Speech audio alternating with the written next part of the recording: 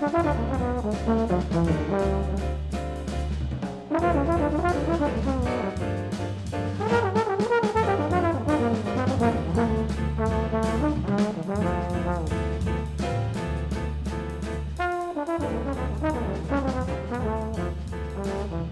everybody, today I'm just doing a little practicing and working on a modal pattern that the pattern is static.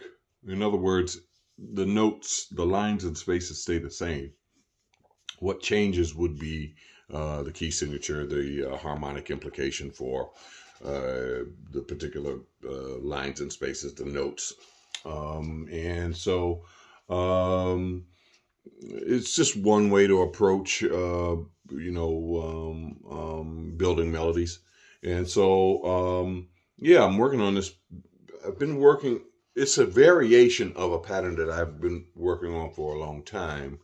Um, the original idea doesn't come out in my playing as often as I'd like for it to. But that's why you sit down and keep hammering away, is to try to work out the kinks, but also to start incorporating the variation here. So the way that I'm going to go about practicing this today, with not unlimited time, is to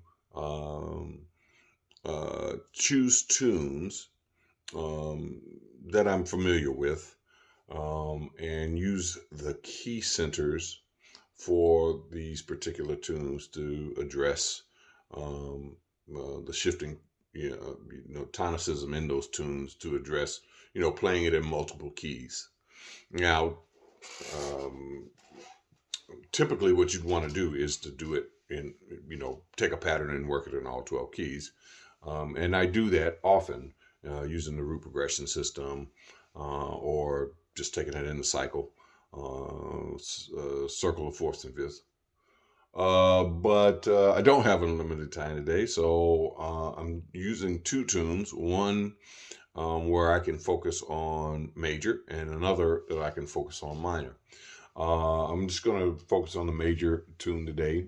The pattern is difficult enough. So I'm going to choose Cherokee. It's got several major key centers. And the minor tune that I'll eventually get to is actually a major tune, tune-up. But I focus on the two chord. The melodic minor is the key center that I'm focusing on, and I'll choose the two chord as the impetus for dealing with minor. And I'll talk about at some point using the melodic minor over the two chord, but for now, just know that's how I'm sort of choosing. So those key centers are where I'll focus on the practice. So yeah, so let me play. Actually, what I'll do is I'll play the original idea. So descending pattern with one ascending interval of a fourth, and then it descends down diatonic arpeggios.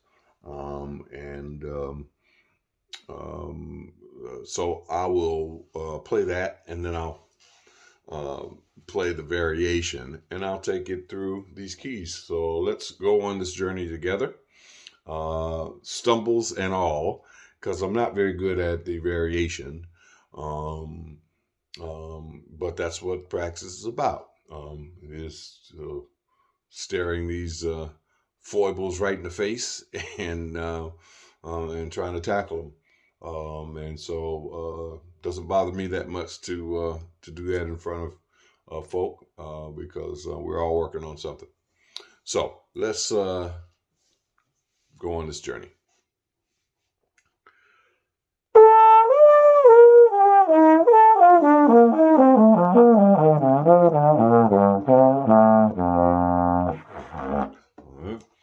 That's the original idea. So that as an ascending pattern.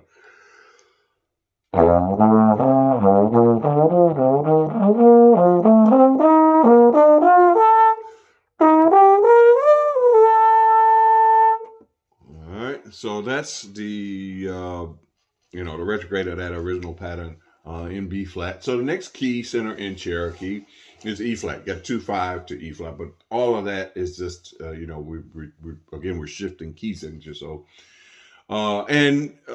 something you'll probably notice, I'll be looking up at my TV screen. I got these backing tracks. I use backing tracks jazz, and so the chords are up there. And I like to look at the chords, even though I know the tune. I like to look at the chords because it just focuses me. And I'm practicing. I'm not trying to prove anything to myself here. So I just like to. It just gets me focused. So I'm looking, and yeah, the next thing is E flat. And so I'm going to add a flat. So same lines and spaces, same note letters, same notes. But when I encounter an A, I'm going to add that A flat. All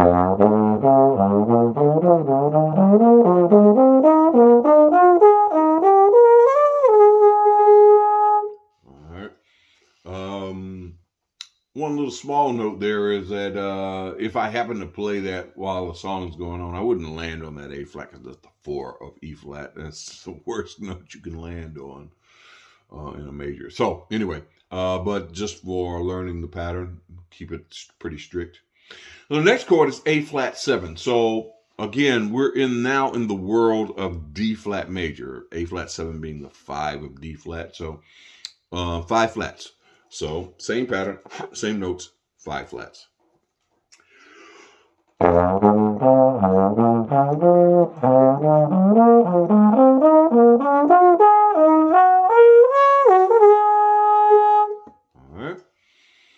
All right. So then we're back to B flat. Then we're in C7. So we're in the world of F major. So 1 flat.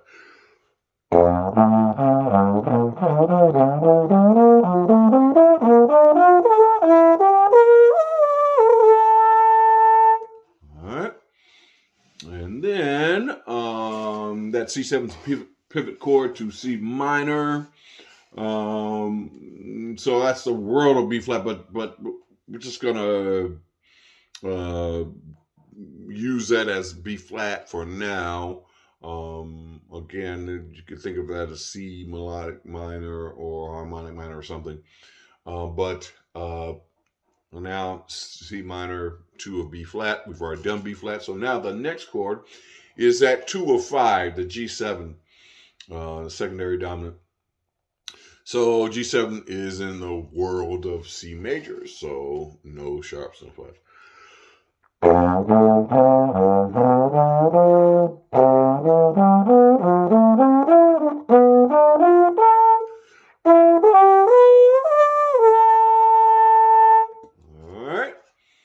So we did that C, then we have back to C minor, which now is definitely 2 of B flat, back to top. So then the second A is pretty much the same as the first A on this tune.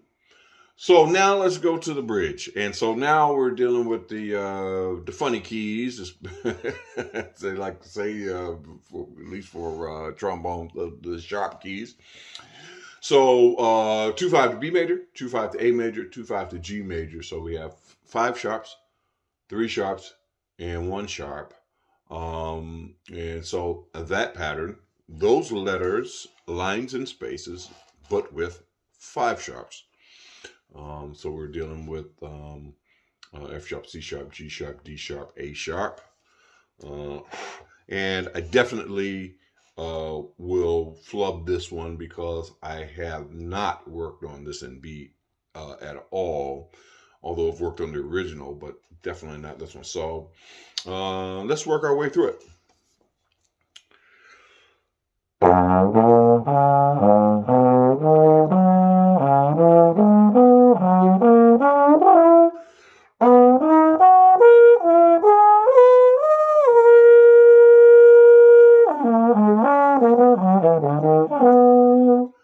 So you can hear it's in B.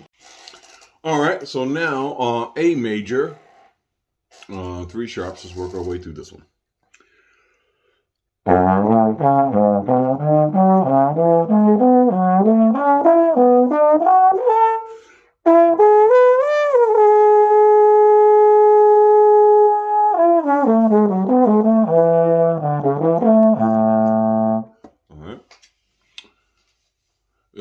So now let's go and do G major, 1 sharp. All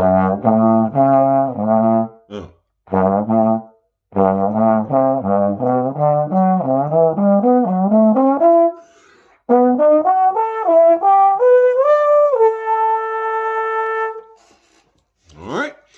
So now we've worked our way through those sharp keys. So, yeah,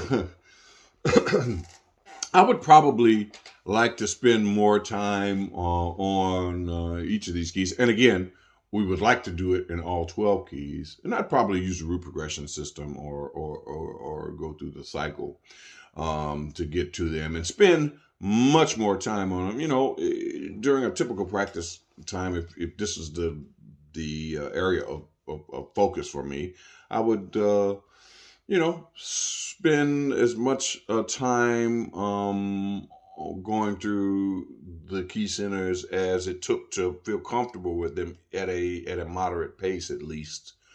But for the sake of time for the video, I'm going to move to the next step. And that is to now put on the backing track. And again, you know, this is about incorporating these kinds of ideas, these emotions, and the specific patterns themselves into my playing when creating melody, improvising, as soon as possible. So I am going to force the issue here at first. And there's nothing wrong with that. I'm practicing, right? You know, I'm trying to perfect this, but along the way, I'm going to stumble. And also, I'm trying to make it second nature, which goes beyond just practicing the ideas. It's that it becomes part of my conscious and subconscious in terms of creating music here. So yeah, I mean, it's I'm going to take my time. I've got a track that loops lots of times and that has the tune itself at a plodding pace, and that is a-okay because I am trying to learn this. And I know I keep saying that, but you know, I know from experience that you know, it's very easy to practice fast or to move quickly through the process of learning it, but you know, that's not the best way to learn. So I'm gonna turn this backing track loose, and we're gonna try to play this. And what I do, as I said, I force the issue at first. So at first, I'm gonna really focus on just trying to maneuver through the changes using this pattern. Sometimes I'll land on that 4 on E flat. Sometimes I may bleed over into you know, the chord, the next chord. I'm still playing the prior iteration, playing in the key center that was prior. But I'm just trying to get my handle on it, and so I'll take it as many times as I need to start to feel comfortable, or more comfortable with it. And so, yeah, let's give it a shot.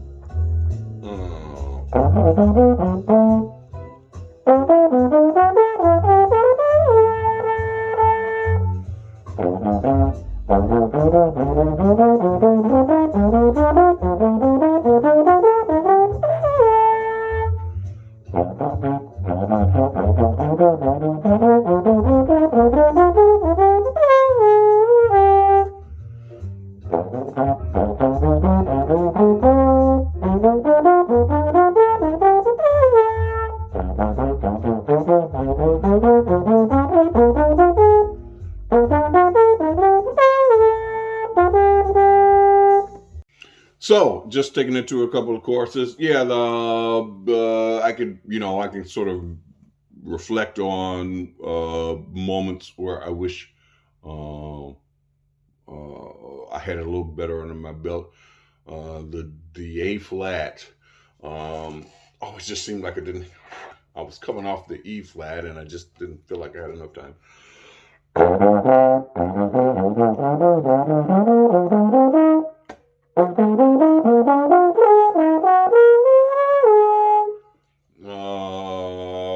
And then the A and the G, which you would think it'd be B, but it wasn't. There was so much B.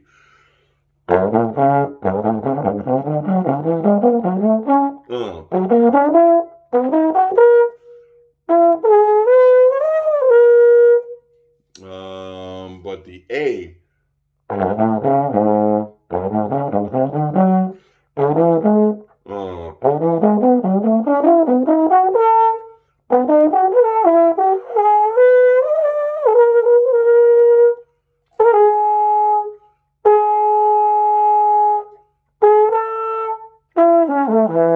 Yeah, the A was a little problematic, and so yeah, this is where I would definitely back out, and where I will back out off camera, and spend some more time with A and G. So yeah, it's just a process, and so I'll be working on that. But in the meantime, the next step is to then take the shackles off a little bit, and now play the tune. I've mentioned that in other videos on this channel. Once I spend a good amount of time locking myself into that pattern, taking it through these key centers, I'll take the shackles off and just play the song, and try to work that in consciously wherever I can. And a lot of times I'll start with that, and then I'll depart from it because of wherever I land. It'll lead to another idea or something. So I'm just going to play the tune now and see where we are on that. And let's give it a shot now, huh?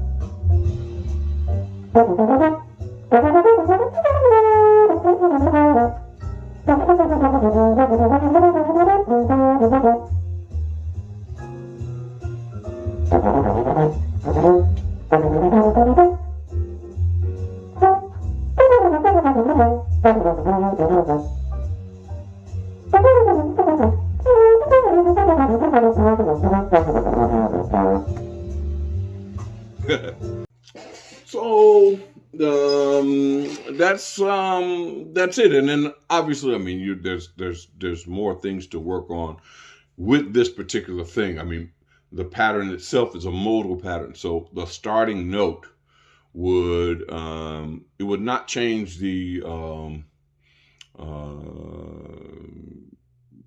would not change the intervallic relationships in the notes, but it would change which pitches you're playing. But the methodology would stay the same in that, you know, B flat, if I start on G, right? Right? So forth and on. So if I start on G, the pattern changes in the notes, but the relationship of the intervals of between the pitches should stay the same, just adjusting for the key center. So I mean, that alone is enough work to keep you busy for weeks, and it has when working on the original iteration of the figure. It's kept me busy for years, frankly. So, I mean, there's that. And then there's the tempo, right? Then there's a different tune with different harmonies with different key centers to deal with, and different rhythmic. I mean, there was a couple times even in what I just played where, you know, I'm trying to group them in triplets, 3 against 4, right, or 3 against 2, and so I mean, there's that. Call it metric modulation, right? So you have that in double time, right? Doing it twice as fast, right? So really gaining the facility with it. So there's so much to work on with it, but this is sort of the nexus, like where one idea leads to another, and you know, it gives you plenty of things to conquer just in the same realm. So yeah, hopefully this journey exposes a couple of things. One, that there's always something to work on, and you can find this same kind of exploration in 2/5 patterns and licks. You can find this in simple scale passages, scalar passages. Um, and so yeah, that's that. Hopefully, things that aren't even modal, just things that are melodic in nature. Same sort of approach in terms of working on tunes. So there's that. But then the second thing I hope that it helps with is just showing you that no matter our skill level, experience or whatever, man, we're all trying to take this journey, um, you know, individually and together, and that nobody is perfect and nobody has it all together. So hopefully it helps with that too. It's been a pleasure to present this information, and hopefully I will see you on the next video. All right, y'all be easy.